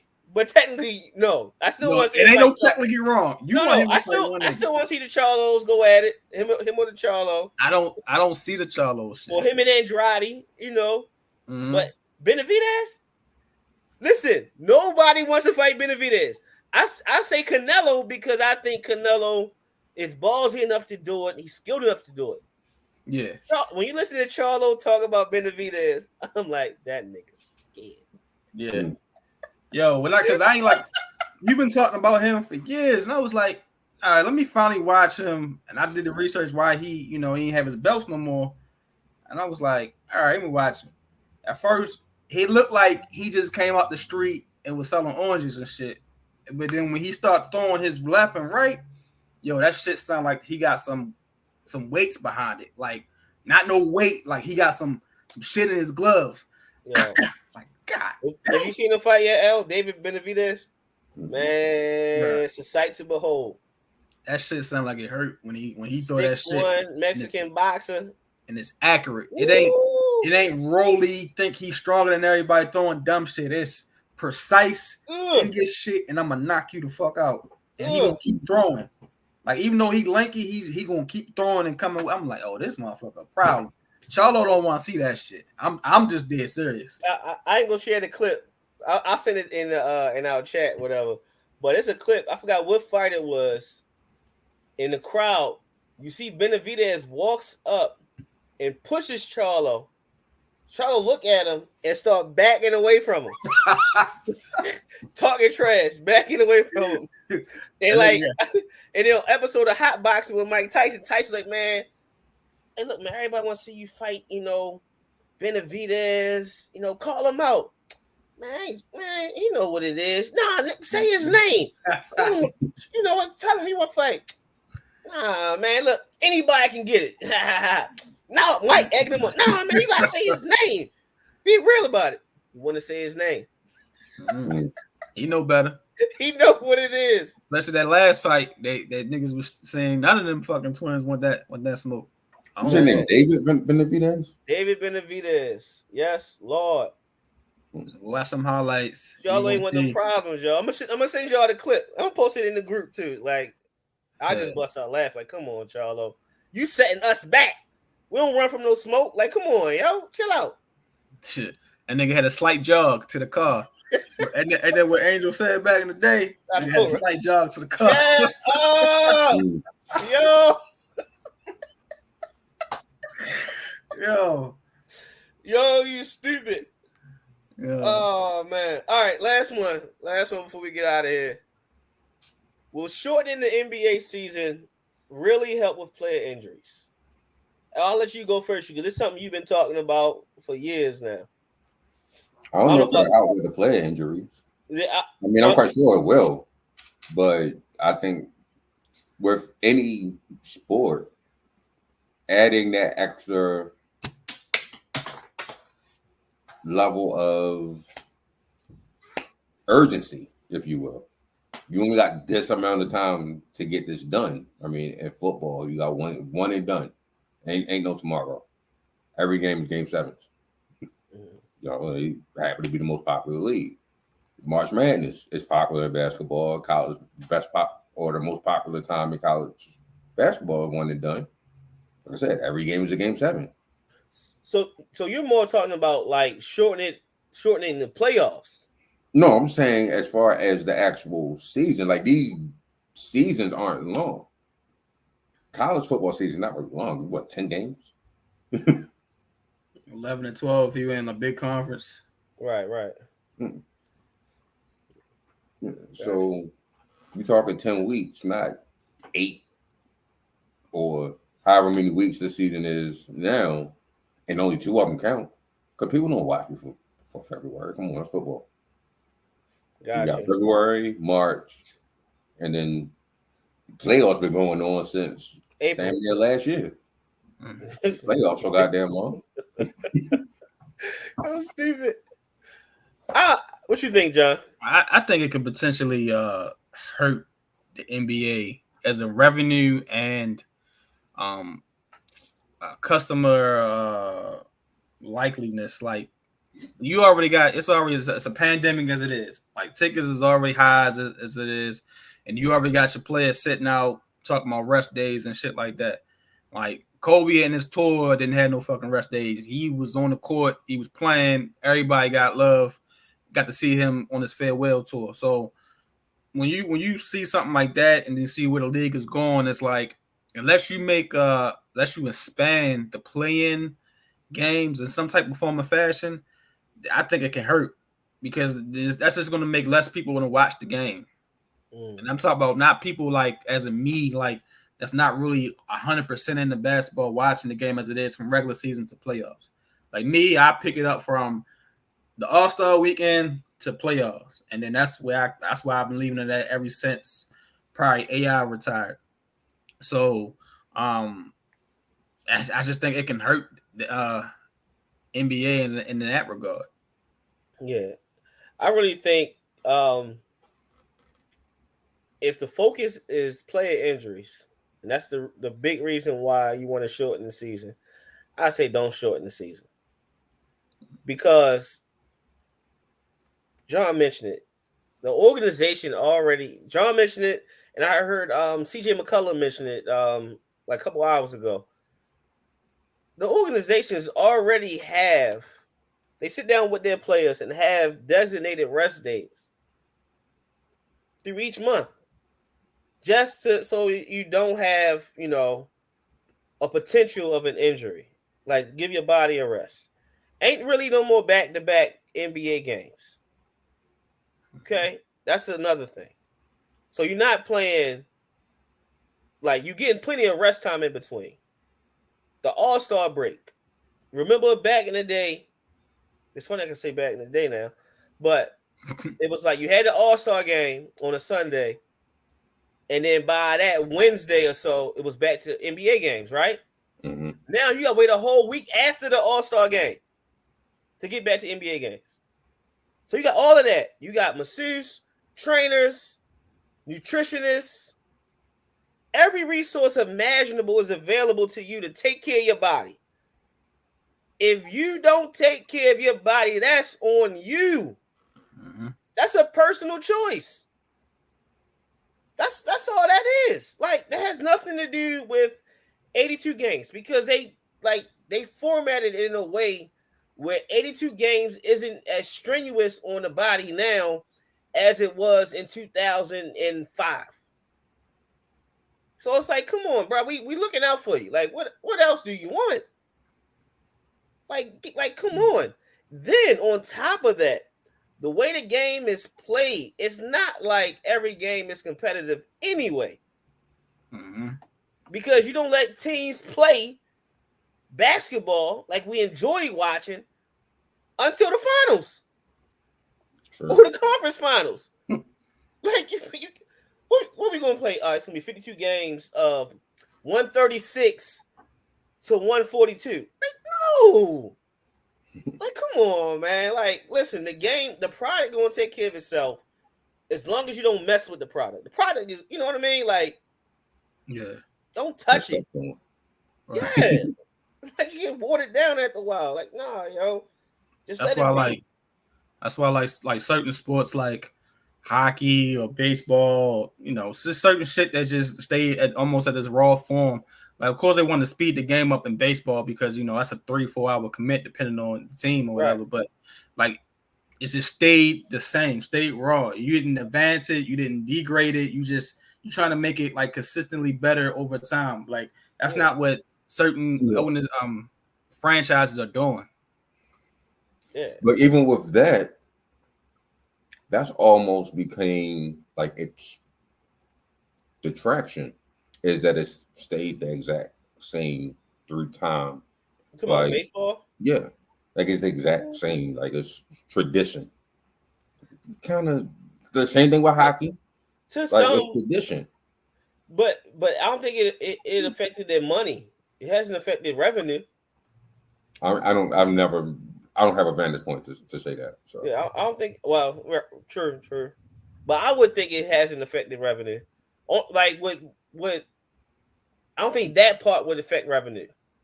Them having like not having a Derek Jeter in the league affects revenue. Mm-hmm. Meaning like a name where everybody recognizes that, knows the name or recognizes that face. Like, who's the face of baseball now? Mike Trout, Kershaw. Yeah, but I want to see Ohtani. But I'm just saying, not the average person don't know those names. Yeah, true. They would know Ken Griffey or Barry Bonds at one time, or Roger Clemens. Everybody knew who Roger Clemens was. You know what I'm saying? I think that hurts revenue more than anything. They're trying to make it Aaron, but he's too inconsistent. Yeah. But I mean, again, and this is from somebody who kind of don't really watch baseball that much. Like I watch baseball playoffs, but I mean, if you look at what's kind of that joke that became the Baseball Hall of Fame, not letting people in. Going years without a Baseball Hall of Fame class because these voters ain't letting people in. Like the tradition is what's really killing baseball. Yeah, it hurts too. Yeah, that hurts a lot. Mm-hmm. Oh, and NBA Hall of Fame switched up too. I forgot who took over the Hall of Fame. I forgot who it was. I think it was Jerry Colangelo. Okay. I think he's in charge of Hall of Fame now, so it should be a little different seeing who gets into the NBA Hall of Fame than it was before. Everybody's still going in, including the janitor. But everybody getting in the Hall of Fame. Hey, man. That opposite. Let me see. Yeah, we covered it all today, man. No Ravens talk. No, let the Raven talk go.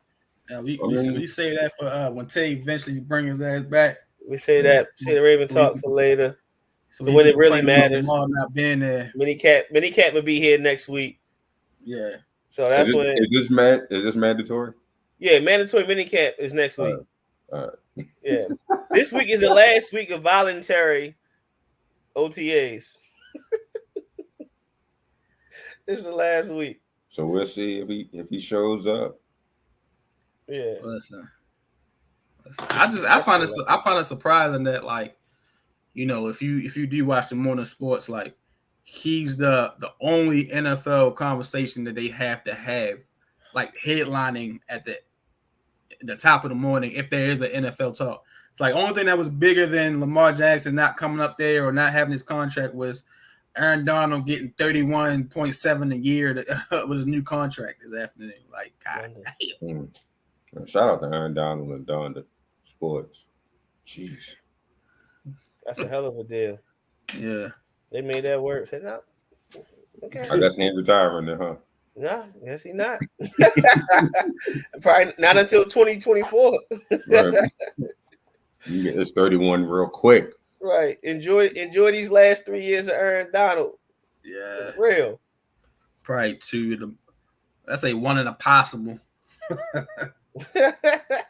No, I think if they go back to the Super Bowl in one of these 3 years, they'll extend that deal.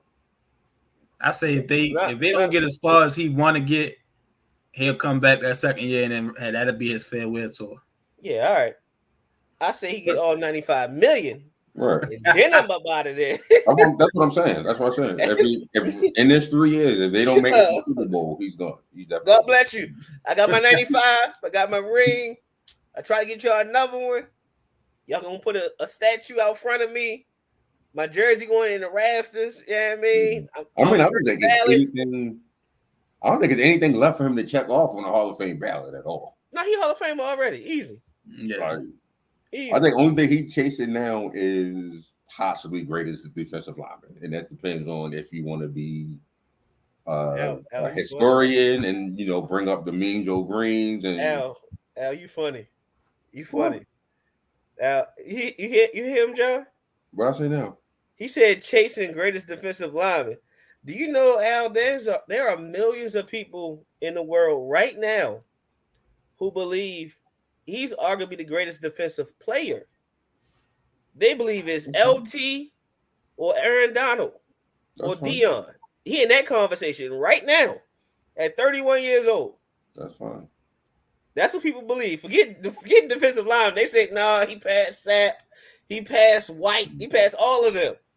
You see Sapp interview? Yes, sir. Oh, wow. Yes, that's all I got to say. Sapp was preaching on that thing, boy. Nigga said, I wish the fuck I was playing in this time of era. Yo, Sapp was preaching. Sapp was preaching. Even about AD, he was preaching. Like, man. Yeah. But, I'm just saying, there's people out here who really think that high. I'm like, I don't think that high that he's, greatest defensive player. I mean, he got the resume to make a solid case. I mean, I don't think he does regularly, but people only see what they was living to see. We've seen more football and watched more football than they ever could think of. Their resume is only but can go so far. Yeah, so they only watching what they could see. Real quick, one guy had a discussion, but is it just me, or are people easier to say like that now is the better era of football than it is for basketball? Like niggas will hold on. Yeah. What you mean?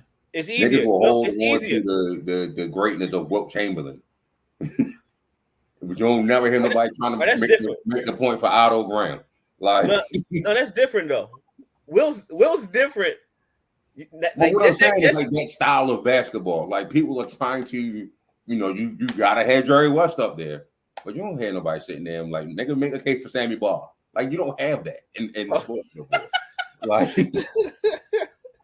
but I think I thought you were saying like it's easier for people to say this generation of football is better than what's been, and they would say the past generation of basketball is better than now. That's what I thought you were saying. But yeah, I mean, I'm kind of saying that, but I'm saying as far as like the players, like people will hold on, like no matter what happens, no matter how many rings, Steph Curry, LeBron, whatever, game. But what I'm saying is they'll never be better than certain players. Like they won't climb over certain players, no matter what. But Peyton Manning is in top 3 quarterback conversations over sometimes even Joe Montana. Because I don't think it's always about rings. I think that's the biggest misconception with our generation. We think rings are the end all be all when it's not. Like I don't care how many rings. Let me see. Like, it's hard for me to say a player. I'm gonna use basketball. One basketball. I'm gonna try to use one football. It's gonna be hard for me to say a player on a court is better than Charles Barkley because he has a ring. Like I can't say, huh? Like Robert Horry. Right? Yeah, I'm gonna use a Hall of Famer. I'm gonna use somebody like who got rings? Like KG. KG, my favorite player. He's like my favorite power forward. One of my favorite 5 players ever. But looking at their career, I can't say KG was better than Charles Barkley. Like Barkley was just a whole nother level of like it was one. He was undersized, playing with giants and dominating them, kind of like Aaron Donald does on Sundays. Super undersized, shouldn't even be playing a position. And dominating giants. You get what I'm saying? Like it's hard for me to say like without like a show enough like comparing it. Like I can't just say we kind of glamorize the past of basketball while we always kind of think futuristically of football, and this might be self-included. Yeah. See, like it's going to be hard pressed for anybody to talk me Magic Johnson, like anybody's passing Magic Johnson. Like niggas gonna have to climb the highest fucking pedestal ever to convince me that they're better than Magic Johnson. And I think that's just an individual basis because I'm waiting for the next person who I truly believe is better than better than Michael Bryant or Kobe Jordan. I'm waiting for somebody to pass them people. I ain't see it yet, but I'm looking forward to it. Like you might hate him all you want. It's gonna be hard to find somebody better than Kevin Durant. Yeah, as far as game wise, I don't think anybody. That's gonna be hard. You feel me, John? Like, who doing what Shorty doing? Like, I don't think anybody could detract from his game at all. I don't give a damn what you feel about him. Yeah, like game wise, like football, like Montana was excellent. In some people's eyes, there hasn't been a quarterback better than Montana yet. And they left the point to the rings. What do you got? 5 of them? 4 rings? But then you look at Brady, and it's like, I mean, I don't think anybody gets 7. Like we can cancel that. How can you go against Brady? Like even if Brady, like, all right, so look, is like with Brady, is it the rings or is it the skill? I think it's both. Because let's just say when he had 4, like when he had 4 is when I started saying it. Like what if he had 1, John? What if he had 1 but had like longevity of his career? Yes, take everything. He got every record there is right now, right? It's just 1 ring. And 1 ring. I don't think I can say he's the greatest then. See, but that's because rings is the end all be all. He got everything else. I just don't think that with what he did, with how the game has allowed him to actually put up better numbers. Like, I think the quarterbacks of this era that's coming in, this new crop, the Joe Burrows, Justin Herbert, the way the game is going, I feel like they're going to be up there in the top 10. They're going to start filling up this top 10. That's only if they have. Going to be passed. That's only if they have the longevity. Sure. That's the only thing. If they take care of their body off the field. Yeah, it's a little bit more sketchy for Burrow with all the major injuries he didn't had to his legs. You could say he already in his 30s. Right. Well, and not only that, the mindset of these kids are different.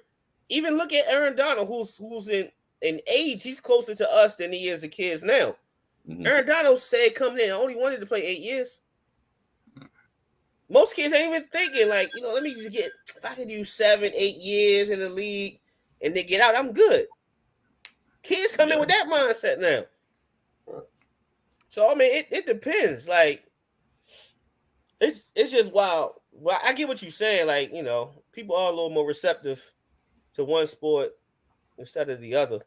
Yeah, I just don't remember this pushback on Tom Brady being the GOAT that niggas will barbershop argue every goddamn day that LeBron ain't.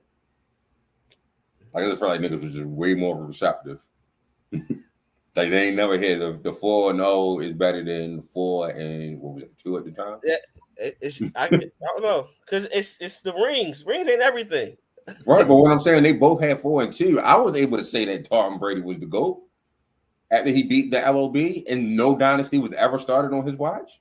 That's why I hope that Steph, at least he wins this ring, because I just kind of find it funny how on Sideline Talk, when they was getting their asses whipped game 1, like Facebook Sideline Talk was just jamming. Like, I was like, where's all this random like bullshit hate coming from? And then like the other night, that shit was quiet. Like, it was nothing. Chirp. Like, niggas had they had their books ready. They had the stats game 1. They had the Kevin Durant need this, and I was like, well, where the fuck is this coming from? And then not a single bashing yesterday. Or today. That's crazy. Yeah. I don't know what it is about sustained success that the human nature just hates, but that's not healthy, yo. It's like you win, like you root for a player, they win in the right way, and they win it too much. No, that's it. I'm tired of it. What you mean? So learn from it. They give you game. Learn the game how you can win the right way that much in your profession. Like, come on. True. Like, root for somebody to get on that level and beat them. Don't just say I wish they fall. Like, that's hating. That's crabbish. That's unhealthy. That is true. That's bad for your mental health. We talk about mental health a lot in this generation. That is Especially terrible for your mental health. If you try to look for the stats to hate for no reason, it's like, the fuck that come from? Like, bruh. And then the other thing is you robbing yourself from enjoying what you're witnessing. Right, the now, being in the now. Oh, right. That's why it's funny, because like when I meet like NFL players or like prominent people, I never think to take a picture. Like, I could care less. I'm here. I'm in the moment. Let me enjoy the moment. Right. Then after I'm like, I should have did that. But no, enjoy the moment. Like, the moment is what matters. That gives you the feeling. Like, that sets the tone as to why you be like, Mike will always be the greatest. Yeah. Or and yet what you said, Al, it's gonna be hard for somebody to be better than Magic. Because you was in the moment. You know what it was. Like, come on, man. You had time to sit down and debate with everybody back and forth. Well, Magic some trash. Well, Magic was better than Isaiah this, better than that. No, I'm in the moment. I'm enjoying it now. To go off of what you said just now, it brought me back to the Pro Football Hall of Fame. And I took pictures at the Hall of Fame in the room where, got the bust and everything. And when we in there, they coming in to do the NFL Network taping. Michael Irvin, Deion Sanders, Marshall Faulk walk in. I'm thinking I got this in my phone. I don't, and I still remember it clear as day. See, in the moment, like that meant so much more. Like being a kid, like, yo, this motherfucker Deion right here. Right. Deion just tied his scarf on his bus. Nigga, what? Like, yo, that's crazy. Like, man, get out of here, yo. So yeah, when you be in the moment, you kind of appreciate it a little bit more. Yeah. Like I said, I remember that moment more than the stuff I got on my phone from that night. Right. And that's why I tell people all the time. They want to argue about the LeBron stuff. Say, look, man, I learned a long time ago not to argue with anybody about LeBron, Kobe, or Mike, because one, he ain't changing my opinion on it. And two, I'm going to lose a lot of time not enjoying Shorty. Like, when he leaves the league, that's it. Say what you want. Like, it's some stars now. Like, Steph gonna be around still. Luka still gonna be here. Ja, but that 6'9" kid from Akron, you gonna miss him. You gonna miss him on the court. Well, can I miss him on another team? All right, my fault. That's it. That's my last shot. That's my last shot. I gotta go. My phone, my laptop about to die. Definitely, man. Appreciate y'all for rocking with us. Shout out to Brycen Alleyne for stepping in, and the interview was great. Vote for him for Offensive Player of the Year for sure. Let me throw this at the end. Follow him on IG at the One Coach 6, also on IG _BAlleyne6, on Twitter at _OCB6. Also, go to bonfire.com/winner circle to purchase merchandise. They have men's t-shirts, women's t-shirts, football jerseys for the winner circle. Check it out, support them. Do that. Definitely follow us on YouTube, Sideline Talk _SLT, Instagram at the Sideline Talk, Facebook group #Sideline Talk. Like it, share it, subscribe it, tell a friend, and tell another friend, tell some more friends. Watch us live next week on Twitter. I'm sorry, not Twitter. Excuse me. Twitch. Lord, got to put Twitch up there. Yes. Just Sideline Talk. Definitely. And we'll be back next week. And chat us up on there. And shout out to our sponsor, Loving Like Doula. Hit her up. She's doing big things. Let me put this up right here. Bam! In your face. Loving Like Doula Agency, specializing in postpartum support, fertility support, labor support, surrogacy consulting. Support is available all throughout the U.S. And she travel. Check her out. Call, text 410-657-8767. Follow her on Instagram at Loving Like Doula. Facebook, Loving Like Doula Agency. For sure. Yeah. Al, take us out. Be blessed, be productive, be more. We love you. We out. Yeah.